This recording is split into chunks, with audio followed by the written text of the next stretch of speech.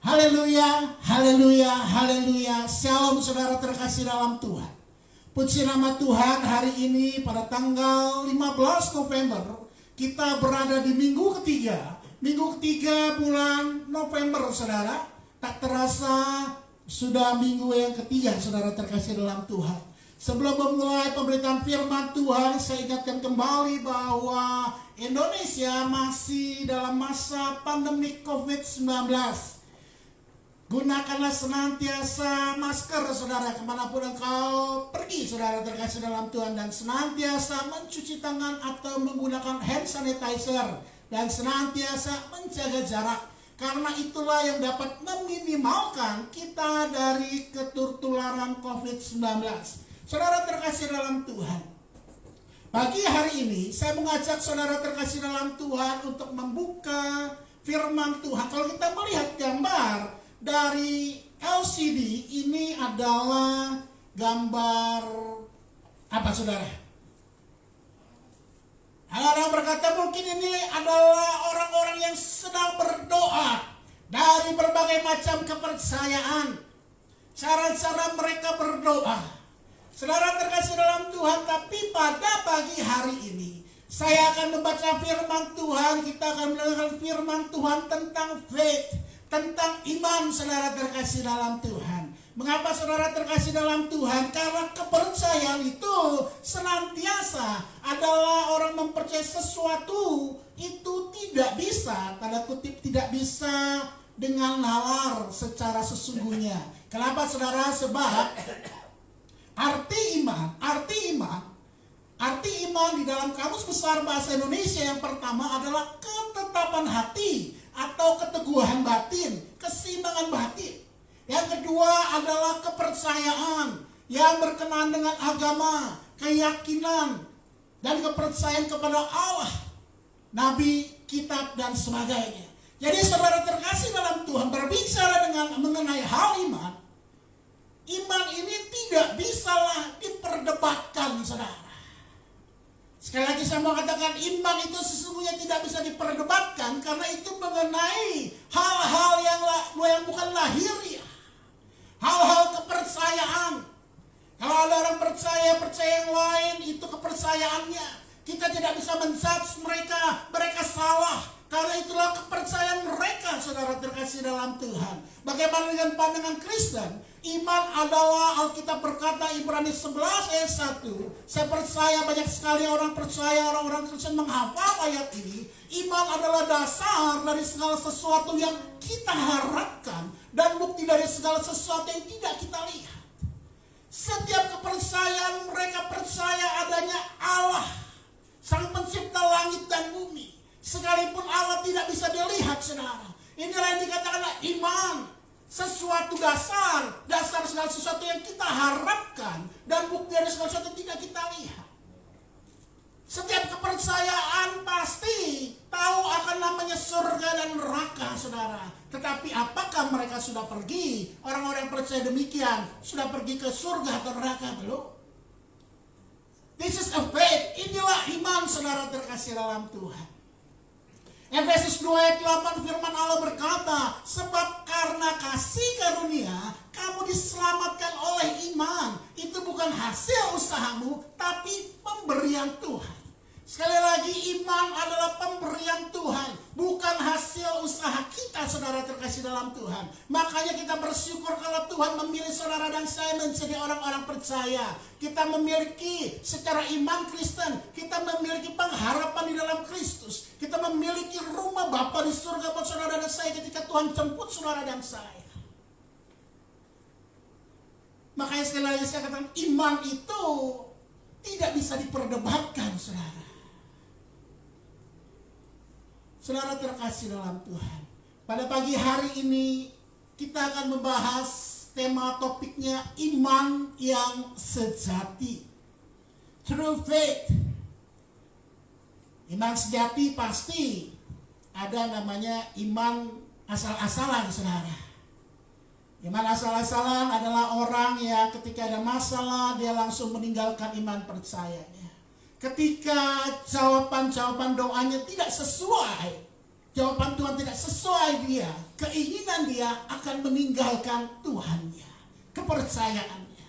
Iman yang sejati inilah yang saudara dan saya harus miliki. Saudara terkasih dalam Tuhan, apa sih iman sejati itu? What is a true faith? Mazmur 73 ayat 1 sampai 28. Saudara terkasih dalam Tuhan, Mazmur pasal 73 ayat 1 sampai ayat 28. Lembaga Alkitab Indonesia memberikan judulnya Pergumulan dan Pengharapan. Mazmur Asaf. Saudara terkasih dalam Tuhan, Asaf ini adalah seorang pemimpin pujian di rumah Tuhan.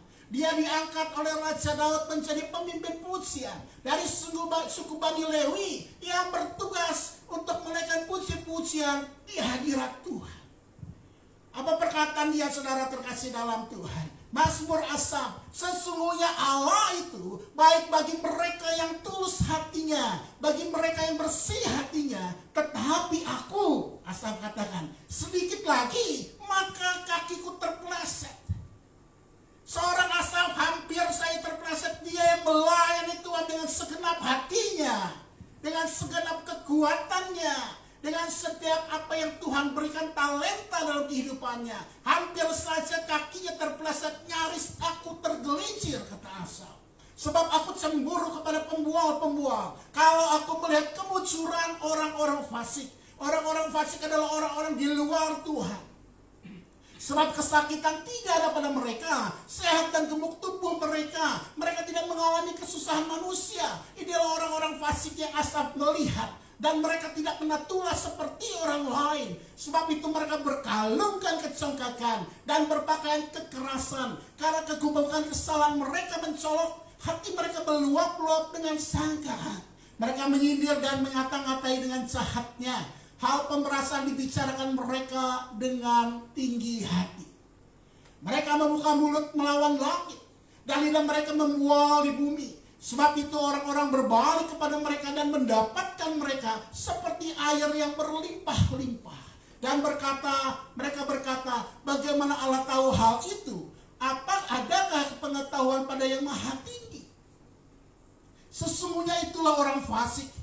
Mereka menambah harta benda dan senang selamanya.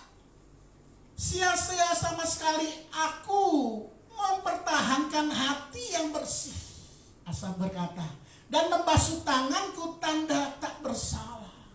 Namun sepanjang hari aku kena tulah dan kena hukum setiap pagi. Seandainya aku mau berkata-kata seperti itu, maka sesungguhnya aku telah berkhianat kepada angkatan anak-anakmu. Tetapi ketika aku bermaksud untuk mengetahuinya, hal itu menjadi kesulitan di mataku. Sampai aku masuk ke dalam tempat kudus Allah dan memperhatikan kesudahan mereka. Sesungguhnya di tempat-tempat licin kau taruh mereka. Kau jatuhkan mereka sehingga hancur. Betapa binasa mereka dalam sekejap mata, lenyap habis oleh karena kedahsyatan.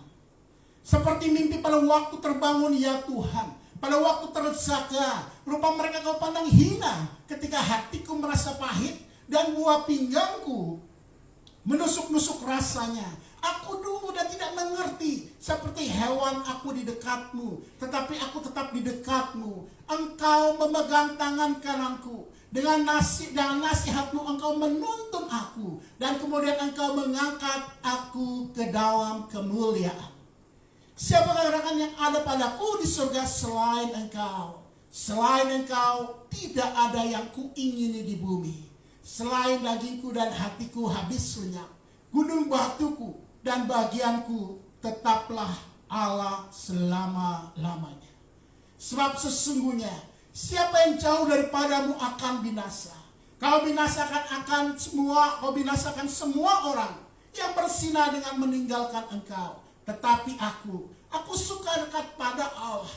Aku menaruh tempat perlindunganku pada Tuhan Allah, supaya dapat menceritakan segala pekerjaannya.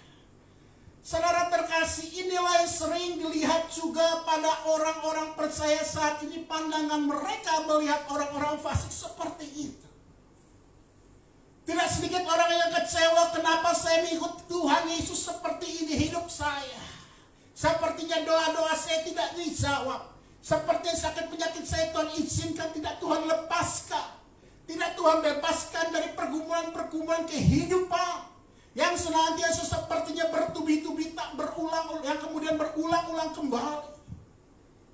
Saudara terkasih dalam Tuhan, pagi hari ini ada dua tanda atau dua barometer iman yang sejati yang harus saudara dan saya miliki sebagai tandanya. Sekali lagi saya katakan, paling tidak ada dua barometer iman yang sejati yang saudara dan saya harus miliki dalam menghidupi bersama-sama dengan Kristus dalam hidup ini, saudara.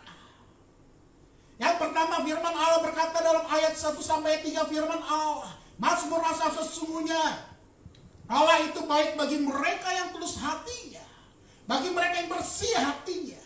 Tetapi sedikit lagi, maka kakiku terpleset, nyaris aku tergelincir, sebab aku cemburu kepada pembual-pembual kalau aku melihat kemunculan mereka. Saya menggarisbawahi cemburu kepada pembual-pembual kalau aku melihat kemunculan orang fasik. Saudara terkasih dalam Tuhan, barometer yang pertama untuk iman yang sejati dikatakan tidaklah cemburu terhadap orang-orang fasik. Saudara terkasih, saya mau katakan, engkau jangan iri hati terhadap orang-orang yang di luar Tuhan. Ketika mereka percaya, ketika secara kasat mata mereka sepertinya tanda kutip diberkati Tuhan, sepertinya tidak ada masalah dalam kehidupan. Bahkan dari firman Allah dikatakan di situ tidak ada sakit penyakit, mereka bahkan tumbuh sehat, bahkan gemuk. Saudara terkasih dalam Tuhan, saya mau katakan sekali lagi, firman Tuhan sebagai barometer iman yang sejati yang saudara dan saya harus miliki. Janganlah kau menjadi cemburu akan orang fasik kalau sepertinya orang fasik tidak mengalami masalah dalam kehidupan saudara. Katakan amin saudara. Haleluya.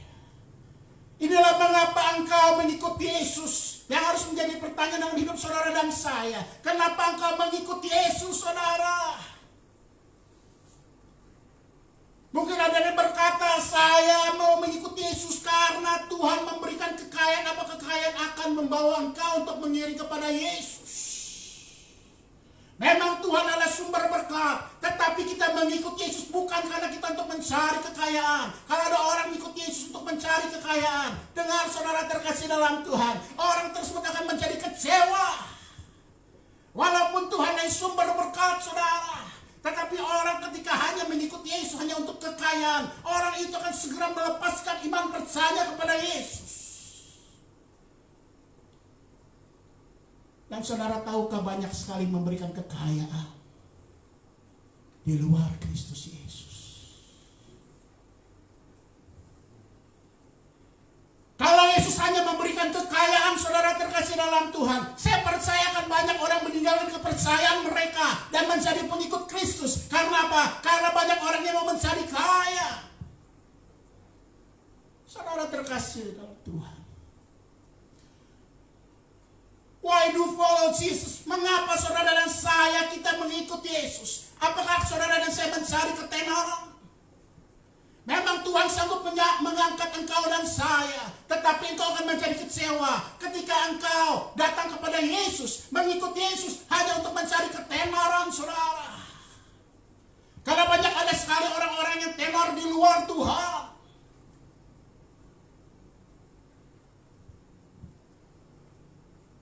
Why do you follow Jesus? Apakah engkau mengikuti Yesus hanya untuk keberhasilan? Walaupun sekalipun Tuhanlah yang memberikan keberhasilan bagi saudara dan saya. Saya mau katakan kalau engkau mengikuti Yesus hanya untuk semua keberhasilan, engkau akan menjadi kecewa. Karena akan Tuhan izinkan kegagalan-kegagalan dalam hidupmu. Tuhan izinkan saudara. Dan engkau akan cepat meninggalkan Tuhan ketika merasa bahwa Tuhan, engkau yang memberikan keberhasilan. Kenapa aku menjadi orang-orang yang gagal terus-menerus? Why do we follow Jesus? Apakah saudara mencari Yesus hanya untuk kesembuhan semata-mata. Memang Alkitab mencatatkan banyak sekali mujizat-mujizat yang Tuhan Yesus kerjakan. Orang lumpuh berjalan, orang buta matanya jelek, orang lumpuh boleh berjalan berlompat, saudara. Bahkan orang mati dibangkitkan. Tetapi saudara terkasih, apakah engkau semata-mata hanya mencari mengikuti Yesus hanya untuk kesembuhan? Engkau akan menjadi kecewa. Walaupun Yesus adalah raja di atas segala raja, dokter di segala dokter, dan Ia pencipta dan dapat menyembuhkan saudara dan saya ketika sakit, saudara. Anda akan dengan cepatnya meninggalkan Tuhan ketika doamu untuk kesembuhan orang tuamu, untuk adikmu, bahkan mungkin untuk dirimu sendiri. Ketika Tuhan tidak menjawab engkau akan kecewa dan meninggalkan Tuhan. Mungkin pertama engkau akan berapi-api, engkau berdoa.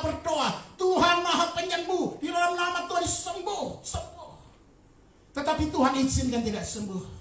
1 minggu masih semangat, 1 bulan masih semangat, 1 tahun masih semangat. Lama-lama semangatnya hilang. Kalau engkau hanya mengikut Yesus untuk mencari kesembuhan. Walaupun Yesus adalah Sang Penyembuh, saudara.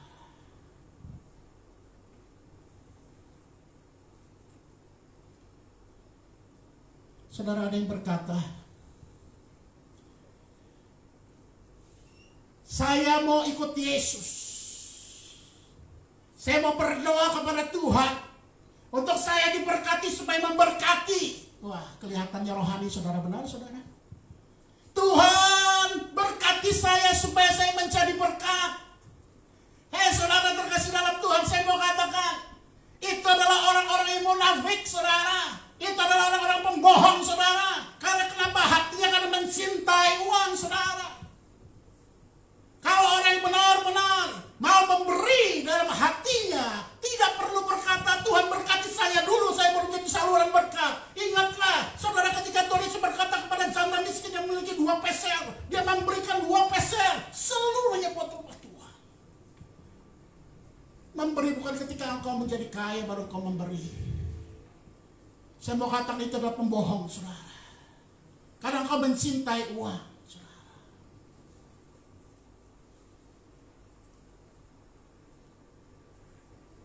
Mengapa engkau mengikuti Yesus?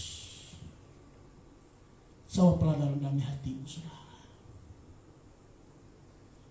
Inilah seharusnya kita berkata. Yohanes 14 ayat 6 berkata, and Jesus said to him, I am the way, the truth, and the life. No one comes to the Father except through me. Tuhan Yesus berkata, akulah jalan dan kebenaran dan hidup. Tidak ada seorang pun yang datang kepada Bapa tanpa melalui aku. Inilah mengapa saudara dan saya engkau dipanggil. Engkau dipanggil untuk memiliki hidup yang kekal, saudara. Amin, saudara. Sekali lagi, saudara terkasih dalam Tuhan, perhatikanlah mengapa engkau mengikuti Yesus. Apakah engkau mengikuti Yesus untuk kekayaan? Walaupun Tuhan Yesus dapat menjadi sumber berkat dalam hidup saudara dan saya. Apakah engkau mengikuti Yesus karena untuk mencari ketenaran?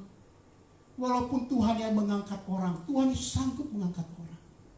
Apakah engkau mengikuti Yesus hanya untuk keberhasilan dalam hidup? Walaupun Yesus dapat membuat engkau berhasil, seperti Alkitab katakan, menolong hamba-hambanya berhasil dalam peperangan. Apakah engkau mengikuti Yesus hanya untuk kesembuhan? Walaupun Yesus adalah Sang Penyembuh. Ingatlah, Tuhan memanggil kita akan memberikan keselamatan. Sebab Kisah Para Rasul 4 ayat 12, dan keselamatan tidak ada di dalam siapapun juga selain di dalam Dia, di dalam Kristus Yesus. Sebab di bawah kolong langit ini tidak ada nama lain yang diberikan kepada manusia, olehnya kita dapat diselamatkan. Inilah iman percaya orang-orang Kristen, saudara terkasih. Keselamatan tidak ada dalam siapapun juga selain di dalam Dia, Kristus Yesus.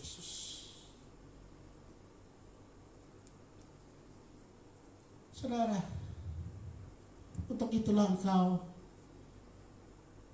Tuhan berikan anugerah keselamatan. Yohanes 14 ayat 2, di rumah Bapakku banyak tempat tinggal. Jika tidak demikian tentu aku mengatakannya kepadamu. Sebab aku pergi ke situ untuk menyediakan tempat bagimu. Ada kepastian di surga untuk rumah saudara dan saya bagi yang percaya kepada Dia. Amin, saudara. Jangan tinggalkan iman percayamu pada Kristus karena engkau tidak diberikan kekayaan. Jangan tinggalkan iman percayamu kepada Kristus karena mungkin kau merasa engkau tidak diangkat. Jangan kau meninggalkan imanmu kepada Kristus karena mungkin kau merasa, Tuhan, di manakah engkau, mengapa engkau membiarkan aku bersakit-sakitan. Ingatlah Dia memberikan keselamatan buat saudara dan saya. For we walk by faith, not by sight. Sebab hidup kami adalah hidup karena percaya, bukan karena melihat. Glorify the weak when they prosper. Jangan engkau cemburu, jangan engkau iri kepada orang fasik ketika mereka mengalami kemunculan, saudara.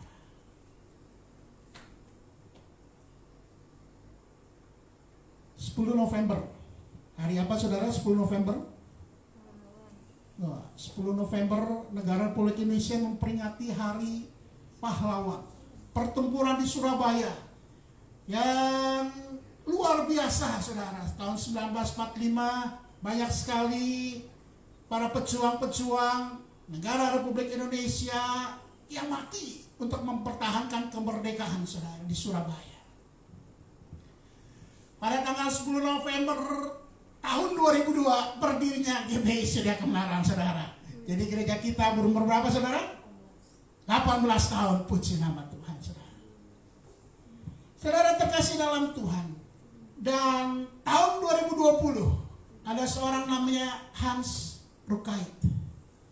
Seorang bapak yang lahir pada tahun 1946, saudara. Berarti usianya 74 tahun. Saudara terkasih dalam Tuhan, suatu ketika pada 10 November 2020 pagi hari, sekitar jam 8, setengah 9, Bapak Gembala Pak Alwe berkata kepada saya, Rick, ada Pak Hans meninggal. Pak Hans yang mana ya? Saya bingung karena nama Hans itu ada banyak, saudara. Saya kenal beberapa orang namanya Hans. Itu bapak-bapak yang biasa ibadah, yang setia datang ke gereja, walaupun tempat ibadah tempat kami ini lantai 2, saudara. Dia dengan tertati-tati setiap minggu dia datang beribadah ke gereja. Dengan tongkat kayu selalu dia pegang, saudara. Orang yang sangat setia, saudara. Kehidupannya, tanda kutip, secara pandangan dunia adalah orang yang susah secara ekonomi, saudara. Saya mendengar berita beliau bahwa beliau datang ke Jakarta dengan sahabatnya. Dia berasal dari Manado, kemudian ke Surabaya, kemudian dari Surabaya dia bersama-sama dengan kawannya, sahabatnya almarhum Pak Victor Pesik, saudara. Dia datang ke Jakarta, dikerja di perusahaan yang sama. Lalu singkat cerita, saudara terkasih dalam Tuhan, dia hidup sebatang kara di Jakarta ini. Tidak ada saudara. Saudara terkasih dalam Tuhan, kurang lebih 3 tahun yang lalu, hidupnya sebelumnya itu dia terakhir tidur di emperan-emperan pertokoan, saudara. Lalu apa yang terjadi? Adik dari almarhum Pak Victor Pesik, dia berkata kepada bapak ini yang tua ini, Pak, istirahat aja di rumah saya, tidur saja di rumah saya. Selama 3 tahun, saudara. Kemudian pada tanggal 10 November 2020 itu saya mendengar bapak itu meninggal dan saya datang ke tempat adik dari Pak Victor Pesik, Ibu Elizabeth adalah jemaat di tempat kami ini. Kemudian di sana dibaringkanlah tubuhnya yang sudah kaku, saudara. Dan Ibu Lis ini berkata kepada saya, Erik, tadi pagi saya mandikan beliau. Saya mandikan bersama suami saya. Walaupun jalannya tertati-tati, susah sekali, tapi dia mau berjuang, mau untuk ke kamar mandi, saudara, dikatakan kepada saya. Sesudah mandi kemudian saya mau pergi ke dokter, mau ngecek darah. Suami saya dengan orang tersebut dengan Pak Hans pada waktu itu. Kemudian tiba-tiba masih di kamar mandi, tiba-tiba Tuhan ambil kehidupan nyawanya, saudara. Dipanggil pulang ke rumah Bapa di surga.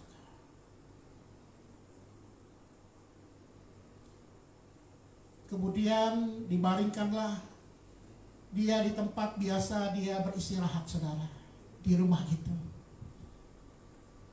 Kemudian saya mendengar cerita kehidupan dari Bapak ini, Pak Hans. Sekalipun orang begitu sulit secara ekonomi, pekerjaan di akhir hidupnya hanya memarkirkan mobil-mobil di sekitar daerah situ dekat tempatnya, saudara. Tetapi ada perkataan yang sangat membanggakan dalam kehidupannya, sekalipun dia orang yang tanda kutip orang susah, saudara. Dikatakan tidak sedikit dia menyumbangkan, memberikan makanan pada orang-orang di sekitarnya yang dalam susahan juga, saudara.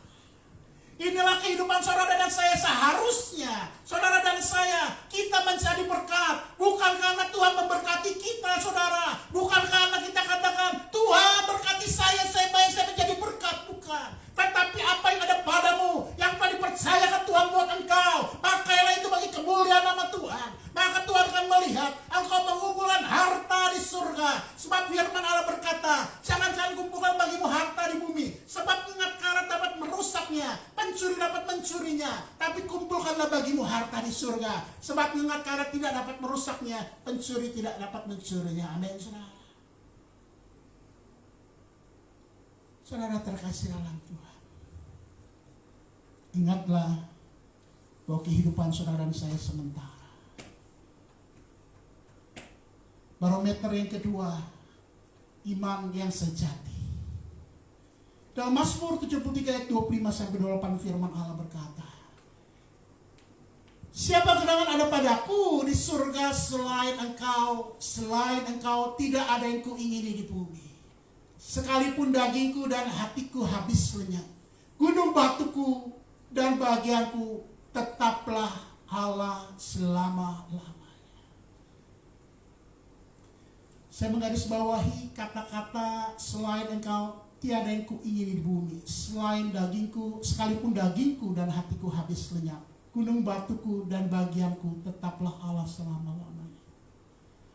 Perkataan ini menjadi satu pujian yang begitu luar biasa, saudara. Inilah yang harus saudara dan saya perhatikan sebagai barometer iman yang sejati. Firman Allah berkata, sebab sesungguhnya siapa yang jauh daripadamu akan binasa, kau binasakan semua orang yang bersinah dengan meninggalkan engkau. Tetapi aku suka dekat pada Allah. Aku menaruh tempat perlindunganku pada Tuhan Allah, supaya dapat menceritakan segala pekerjaannya. Saudara terkasih dalam Tuhan, barometer iman yang sejati yang saudara dan saya harus miliki, bahwa hidup segala hidupnya adalah bagi Kristus. Segala hidup saudara dan saya haruslah bagi Kristus, saudara. Karena Tuhan Yesus sudah menebus saudara dan saya. Engkau telah dibayar lunas. Engkau adalah milik Allah, saudara. Maka gunakanlah hidupmu bagi kemuliaan namanya. Amin, saudara. Artinya apa? He must become greater, I must become less. Dia harus semakin bertambah dan aku semakin berkurang. Amin, saudara. Yohanes 3:30. Saudara, ini mungkin tidak populer, saudara. Tidak sedikit orang-orang banyak yang tidak mau hal ini. Orang-orang maunya saya yang besar, saya yang besar, saya yang diangkat, saya yang diangkat, saya yang diangkat. Biar nama saya, biar nama saya, biar nama saya. Tetapi saudara perhatikanlah firman Allah ini. become greater. Dia harus makin lebih-lebih. I must become less. Kita harus makin berkurang, saudara. Sebentar lagi ada perayaan Natal, saya nggak tahu. Di saat pandemi COVID-19 ini, biasanya tahun-tahun yang lalu, saudara, baliho-baliho besar terpampang, ibadah Natal, perayaan Natal. Gereja-gereja tertentu, di tempat-tempat yang besar, tempat-tempat yang hebat, yang luar biasa besarnya. Dan ditempelkan di situ ada gambar-gambar siapa, saudara? Adakah gambar Tuhan Yesusnya ditinggikan? Gambar-gambar hamba Tuhan, saudara, sangat disayangkan. Baliho-baliho besar ukuran 20 meter. Di manakah Yesus yang seharusnya ditinggikan itu? Kalau Tuhan mengangkat engkau, ingatlah saudara, bahwa engkau harus semakin berkurang dan dia harus semakin bertambah, saudara. Makanya firman Tuhan katakan tadi, engkau harus menjadi saksi Tuhan, menceritakan kebaikan-kebaikan Tuhan, saudara.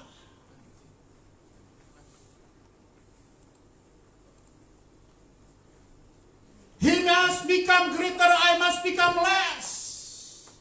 Love God above all things, saudara terkasih. Kasih Tuhan di atas segala sesuatunya. Saudara terkasih dalam Tuhan, saya percaya ketika engkau mengasihi Tuhan di atas segalanya, engkau menjadi orang-orang yang mentaati firman Tuhan. Ketika engkau mencintai Tuhan dengan segenap hatimu di atas segala-galanya, hidupmu, saya percaya engkau akan mencintai keluargamu. Engkau tidak akan melakukan perceraian. Ketika engkau mengasihi Tuhan di atas segala-galanya, saya percaya engkau melakukan firman-Mu, Tuhan. Saya percaya engkau tidak akan menjadi orang-orang yang menipu, saudara. Saya percaya ketika engkau dan saya mengasihi Tuhan di atas segala-galanya, engkau akan melakukan pekerjaan-pekerjaan yang Tuhan berikan kepadamu dengan segenap hatimu, dengan memberikan terbaik. Seperti apapun yang kau kerjakan, seperti untuk Tuhan. Dan pastilah Tuhan memberkatimu, saudara.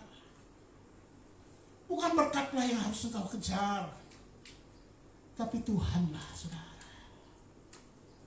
Maka ada sebuah buku yang sangat amat laris manis, God's Chaser, saudara. Mengejar Tuhan. Saudara terkasih dalam Tuhan, pagi hari saya tidak memperpanjang firman Tuhan. Tema pada hari ini adalah iman yang sejati. Dan barometer tolak ukurnya, yang pertama, tidak sempuru dengan orang fasik, yang secara kasat mata sepertinya diberkati, yang secara kasat mata seperti tidak menerima, tidak mengalami masalah-masalah, yang seperti kasat mata tidak pernah sakit, sehat. Jangan menjadi cemburu. Yang kedua, pastikanlah bahwa segala hidup kita bagi Kristus Yesus, karena engkau telah ditebus dengan harga yang lunas di atas kayu salib, menanggung dosa saudara dan saya. Amin, saudara. Mari kita pejamkan mata. Haleluya, haleluya, haleluya. Bapa yang kami sembah dalam nama Tuhan Yesus, kami bersyukur untuk pagi hari ini, kalau kami boleh mendengarkan firman Tuhan, walaupun sekalipun secara live streaming. Masa-masa yang masih tidak memungkinkan kami untuk beribadah satu dengan yang lainnya, Tuhan, secara tatap muka langsung. Pagi hari ini kami belajar bagaimana kami harus menjadi orang-orang yang percaya, orang-orang yang iman yang sejati, orang-orang percaya memiliki iman yang sejati. Dan pagi hari kami belajar bahwa ada tolak ukur, ada barometer yang harus kami miliki sebagai orang-orang percaya yang memiliki iman yang sejati. Yang pertama, tidak cemburu terhadap orang-orang fasik, kebucuran orang-orang fasik, keberhasilan orang-orang fasik, keberhasilan orang-orang di luar Kristus. Ampuni kami kalau kadang-kala kami mencari iri hati terhadap mereka. Tetapi firman mengatakan, bukankah akhir hidup mereka. Tuhan, hempaskanlah kaki mereka.